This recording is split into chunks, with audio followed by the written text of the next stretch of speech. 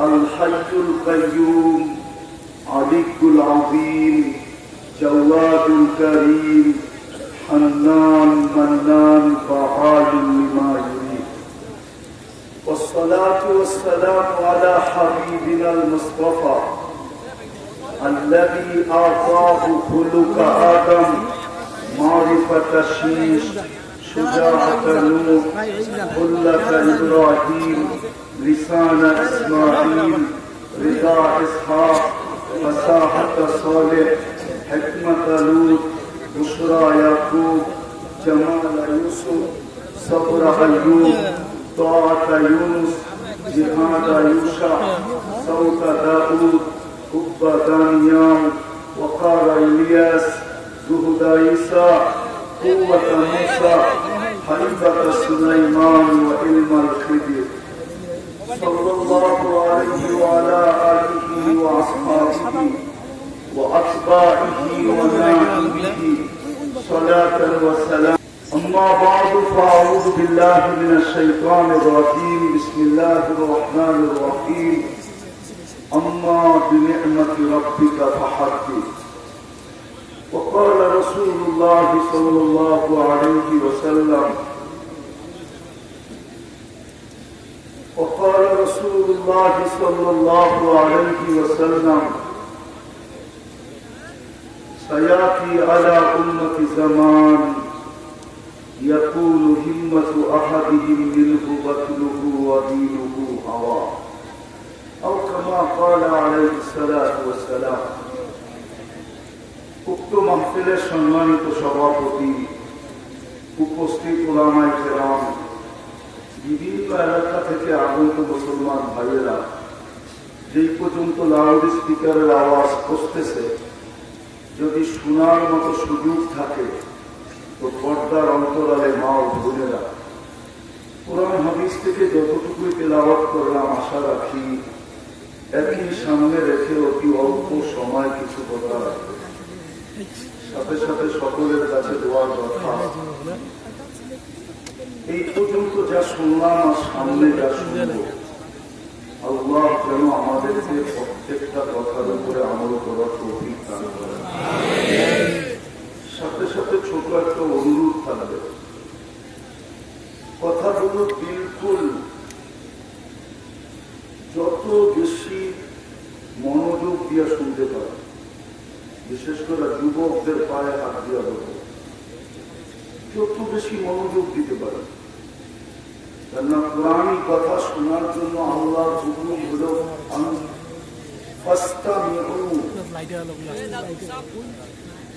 দিলের কান লাগায় শোনো। আরেকটা হুকুম আছে আনসিতু, বিলকুল চুপচাপ। আরেকটা আদব আছে বিলকুল নিজেকে শূন্য মনে করে শোনা, যেন কিচ্ছু জানে না। এই তিনটা যখন পুরা করব, তাহলে আপনাদের কথা আমার দিলে রাখতে, আমার কথা আপনাদের দিলে রাখতে পারে, নইলে দিনই কথা দিলে লাগবে না। দিন এত সস্তা জিনিস না যে শুনলে না লেগে যাবে, না না না। শুধু শুধু মক্কার কাফেররা বলতো না লা তাসমাউ বিহাদাল কুরআন, কোরআন এবং কোরআনী কথা কখনো শুনো না। কারণ এটার ভিতরে পাওয়ার আছে, পাওয়ার। এটার ভিতরে জাদু আছে, এটার ভিতরে ম্যাজিক আছে, এটার ভিতরে কালার আছে। যে যত বেশি মনোযোগ দিয়ে শুনবে তত বেশি আমাদের ভিতরে রং ছড়াবে। আজকে রং নাই, কথা বলতে গেল আজকে রং নাই। রং যদি থাকতো কোরআনের কথাই সত্য হতো। ইয়াদখুলুনা ফি দীনিল্লাহি আফওয়াজা, ধরে ধরে ইসলামের ভিতরে ঢুকতে থাকতো। আজকে তো আমাদের ছেলেরা, বিশেষ করে যুবক যুবতীরা ইসলামের থেকে দূরে সরতেছে, ইসলামকে লাইক করে না। যদি লাইক করতো তাহলে ও এই রংপুরেও 500-700 টাকা দিয়া নেটের থেকে চুলের স্টাইল সংগ্রহ করা, তারপরে সেলুনে যাইয়া চুলের ডিজাইন দেখায় কোনোদিন চুল কাটবো না, জিজ্ঞেস করলে সব নেটে দেখা চুল কাটে। কি ভুল বললাম? কেন? অথচ ইসলামে কি চুল কাটার কোন স্টাইল নাই? কোরআন তো বলে বলো এখানে যুবকরা যারা এই রোজার ঈদে নেটের থেকে স্টাইল নিয়ে চুল কাটছে, রংপুরের কোন মেয়ে ওদেরকে মেসেজ করছে যে চুলের ডিজাইন দেখে আমি তোকে বললাম I.U। একজন আপুচায় বলছে আমার চুলের স্টাইল দেখে আজকে পাগল হয়ে বলছে I.U। বলুন, কোন মেয়ে তো আজ পর্যন্ত বলে না। তাহলে 100 টাকার চুল কেন 500 টাকা দিয়ে কাটাবে? বুঝা গেল ভিতরে রং নাই। রং যদি থাকতো তাহলে যুবক তুমি তো ওই স্টাইলে চুল কাটতে আর মুসকি মুসকি হাসতে। যদি জিজ্ঞাসা করো হাসোস কেন, বলে তুই বুঝবি না কেন হাসি, চুলও কাটছি, প্রত্যেক চুলের বদলায় সওয়াব পাইছি। আর কিয়ামতের দিন যখন নবীজির সাথে দেখা হবে তো স্বর্গ আগে হাত পাতবো, কিচ্ছু করতে পারি নাই। দেখা তো সর্বপ্রথম হাউজে কাউসারে হবে আমাদের সাথে, এইটাই হাত পাতবে। বলবে হাত পাতিস কেন? পানি তো দিতেছি। বলে হাত পাততেছি অন্য জিনিসের জন্য, পানির জন্য না। আপনার স্টাইলে চুল কাটছিলাম, কি দিবেন দেন? তাইলে তো যুবক খুশিতে আত্মহারা হতো। আর কিয়ামতের দিন নবীজি যার পক্ষে চলে যাবে, আল্লাহ তার পক্ষে, আল্লাহ তার বিরুদ্ধে না। নবীজি যার পক্ষে যাবে, আল্লাহ তার পক্ষে। নাইলে আল্লাহ কেন এরকম জোর দিয়া বলতো সালকুতা, চাবেন তো দিব, সাফি তো সাফা, যার পক্ষে সুপারিশ করবেন আমি মঞ্জুর করবো। এরকম ঘোষণা আল্লাহ কোনো দিন দিতেন না। বুঝা গেল এর পিছনে আমার কথাটা সত্য, যে নবীজি যার পক্ষে, মুহাম্মদুর রাসূলুল্লাহ যার পক্ষে, আল্লাহ তার পক্ষে। এটা তো যুবকের কাছে বিরাট বড় সুযোগ ছিল যে শুধু চুল কাইটা গুটি লাল। গুটি লাল বোঝেন? মনে বুঝেন না? তো আমাকে ঢাকায় শব্দ করতে গেলে বুঝবেন। এই জন্য তো আমরা এই অঞ্চলে আসি না। আমরা তো এই অঞ্চলের মতো শুদ্ধ বলতে পারি না, আমরা আমাদের স্টাইলের কথা বলি। তাহলে তো যুবকের গুটি লাল হতো। মা বোনরা কোনোদিন নেটের টিকা দেখা সাজুগুজি করতো না। যুবতীরা কোনোদিন নেটের টিকা দেখা পোশাক, আশাক, সাজ, কোচ সবকিছু এখন নেটের টিকা। অজয় পাড়াগার গ্রামের মেয়েও নেটের টিকা সারাদিন দেখা সবকিছু চয়েস করে। তাহলে নেটে দেখতো না, বলতে তো পারবে না আমাকে রংপুরের কোনো মেয়ে যে যার বিয়ে হয়েছে এই বাজারে পার্লার আছে দেখে আসলাম। পার্লার নাই এখন কোথায়?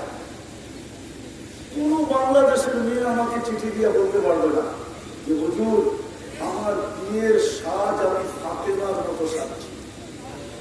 অথচ ফাতেমা কি সাজে না? কি বুঝতে পারতেছি না, সাজছে?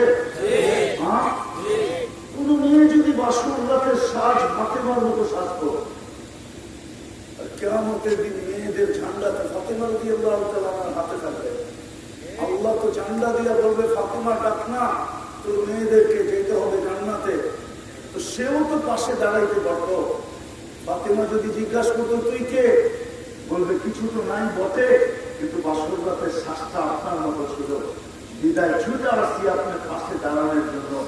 আপনি সবাইকে নিয়ে যাবেন, শুধু সাজের কারণে আমাকে নিয়ে চলে।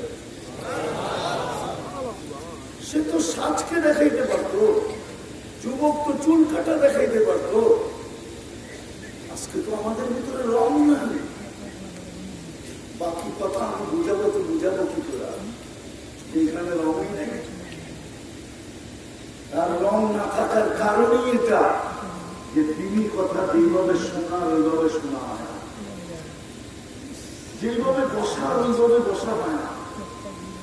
গ্রাম দেশের বাংলাদেশের প্রত্যেকটা মানুষ শিক্ষিত তো বলে বলে বলেই অশিক্ষিতরা পর্যন্ত বলে আমরা কি কম জানি? যে এই ভাবনা নিয়ে দিনই কথা শুনতে বলবে যে আমিও কিছু জানি, তার ধীরে ভিতরে রেখাপাত করবে না। কোরআন কথা এত সস্তা না, দিলে রেখাপাত করার জন্য এই তিনটা আদব লাগবে। একটা, যত বেশি মনোযোগী হওয়া যায়, যত বেশি নিবিড় চুপচাপ হওয়া যায়, আর যত বেশি নিজেকে শূন্য মনে করা যায়, শূন্য আমি কিচ্ছু জানি না, তাইলে রং লাগবে, তাইলে রং লাগবে, তাইলে কথা দিলে কাঁদবে। তখন দেখা যাবে যুবক জমিনে হাঁটবে, আমি হাদিস দেখেছি, যুবক জমিনে হাঁটবে আর আল্লাহ বলবে লাউলা শাবাব খুশা, ও যুবক তুমি যদি জমিনে না থাকতে লাজালতু সামা হাদিদা, আমি আকাশকে লোহা বানায় দিতাম, ওয়াল আরদা সাফসাফা, জমিনকে তামা, ওমা আনজালতু মিনাস সামাই কাতরা, আকাশ থেকে বৃষ্টির একটা ফোঁটা না, ওমা আমবাততু মিনাল আরদি হাব্বা, জমিনের থেকে একটা শস্যের দানা না, বাল আনজালতু আলাইহিমুল আযাবা সাব্বা, একের পর এক আযাব দিয়ে আমি ধ্বংস করে দিতাম, কিন্তু পারি না তো যুবক, তোর জন্য পারি না। হাদিসে কুদসি তো বলে লাউলা শাবাবা খুশা, লাউলা শাবাবা খুশা, ওই যুবক যদি জমিনে না থাকতো তাহলে আমরা বলে সব চেঞ্জ করে দিতাম। তো যুবক, তুমি ওই যুবক হতে পারো যদি কথা দিলে রাখো, হতে পারো ওই যুবক যে তুমি জমিন দিয়ে হাঁটবে আর আল্লাহ উপর থেকে বলবে, ওই যুবক হতে পারো, ওই নারী হতে পারে, ওই মা বোন হতে পারে। রাবেয়ার বাড়ি আমি 6 বার দেখছি, 6 বার, 6 বারই আমার এখান দিয়ে পানি চলছে, পানি। আর কি করে চিৎকার আসছে, রাবেয়া তুমি না সাহাবিয়া ছিলা, নবীকেও দেখো নাই, সাহাবিদেরকেও দেখো নাই, তুমি তো ইথিওপিয়ার একটা কৃত দাস, একটা মেয়ে ছিল। ইথিওপিয়া আমি 6 বার গেছি, 6 বার। তুমি তো ইথিওপিয়ার একটা মেয়ে ছিল। আজকে উন্নত ইথিওপিয়ার মেয়েগুলা দেখলেও পছন্দ হয় না, না রং না ঢং। ঢং বোঝেন? আরে ঢং বোঝেন? কাটিং নাই, কোন চেহারার কাটিং নেই, রং তো নাই নাই। 1000 বছর আগের রাবেয়া কেমন ছিল বলেন? আজকে উন্নত রাবেয়াদের অবস্থা এরকম। 1000 বছর আগের রাবেয়া কেমন ছিল? কিন্তু বাড়ি দেখলে তো চোখে পানি না, বাড়ি দেখলে তো এখনো চোখে পানি আসে। হ্যাঁ রাবেয়া তুমি কোথায়? আমার ঘরের মেয়েরা কোথায়? আমার সমাজের মানুষ কোথায়? তুমিও তো জমিন দিয়া হাঁটতে, তোমাকেও তো দেখা আল্লাহ বলতো, তোমাকেও তো দেখা জমিন বলতো মাতা মাসিরু কাফি বাতি। রাবেয়া কবে আমার পেটে আসবে? যদিও রাবেয়া কোনোদিন শুনে নাই, শুনলে হয়তো রাবেয়া জিজ্ঞাসা করতো এত কেন বলতেছ মাতা মাসিরু কাফি বাতি, তুমি আমার পেটে কবে আসবে, কবে আসবে, কবে আসবে? ডেলি 100বার কেন বলো? তাহলে হয়তো খবর এই কথা উত্তর দিত রাবেয়াকে যে তুমি আসবে, আমি তোমাকে আপ্যায়ন করবো। আপ্যায়ন, আপ্যায়ন বুঝেন? মেহমানদারি করব। এই জন্য তো মনে হয় জালালউদ্দিন সুয়ুতী রহমতুল্লাহ লেখছেন, দুনিয়াতে কিছু লোক আছে যাদের লাশ কবরের পাশে নিয়ে গেলে কবর সেলুট দেয়। কবর সেলুট দেয়, কে সেলুট দেয়? কবর বলে ইদান উহাব্বিলু লাকা বাতনি খাবরা। আমি হাদিসের শব্দ দিতেছি, পুরাটা বলতেছি না। যাদের তালাশ করা দরকার হয় কিতাব খুঁজে তালাশ করে নিয়ে, আমি কিতাব কাইটা বলতেছি। কি আছে অনেকে বলে কোত্থেকে বলে কোন কিতাব, আপনি গাইটা নেন কিতাব, এত সহজেই বলে দিব? কি বলেন? কি বলে এত সহজে বলে দিব কিতাবের নাম? ঘুরতে ঘুরতে ঘুরতে ঘুরতে ঘুরতে বাহির করছি, কবর সেলুট দিয়ে বলে ইদান তোকে রাখতে দেরি, আমার পেট সবুজ শ্যামল হতে দেরি হবে, জিসমাকা নূরা, তো শরীর নুরানি হতে দেরি হবে না, তোর রূহ আল্লাহর সান্নিধ্যে চলে যাবে। রাবিয়া যখন চলতো জমিন এটাই বলতো। রাবিও এক মা বোন, কারো মা ছিল, কারো বোন ছিল, কারো স্ত্রী ছিল, যদিও 33 বছর বয়সে মারা গেছে রাবিয়া। রাবিয়া 33 বছর বয়সে বিধবা হয়ে গেছে, কিন্তু স্ত্রী কারো অবশ্যই ছিল। আজকে আমাদের যারা যারা আমাদের সমাজের স্ত্রী, আমি তাদেরকে বলতেছি একটু ভাবি, রাবিয়া কোথায়, আমি কোথায়? ও তো একটা মেয়ে, ও যুবক। মুহাম্মদ ইবনে ওসমান ইবনে আফফানের কবর আমাকে কোনদিন কাঁদাইতো না। তোমরা চিনো না মুহাম্মদ ইবনে ওসমান ইবনে আফফানকে? ওসমান রাদিয়াল্লাহু তাআলা 14 বছরের ছেলে, তোমাদের মতোই যুবকের সিঁড়িতে, যৌবনের সিঁড়িতে পা দিয়েছিল। ওর কবর আমাকে কোনোদিন কাঁদাইতো না। আমি তো ওর কবর চোখে দেখে আসছি। কমল আইল্যান্ডে আছে, তুমিও যে দেখে আসতে পারো। আমি তো ওই কবরে 1 মিনিট 2 মিনিট ছিলাম না, টানা 2 ঘন্টা ছিলাম। 2 ঘন্টা দরজা বন্ধ ছিল, আমি ভিতরে একা ছিলাম। আমি ফজরের পরে চলে গেছি, দেওয়াল টপকায় আমি ভিতরে ঢুকছি।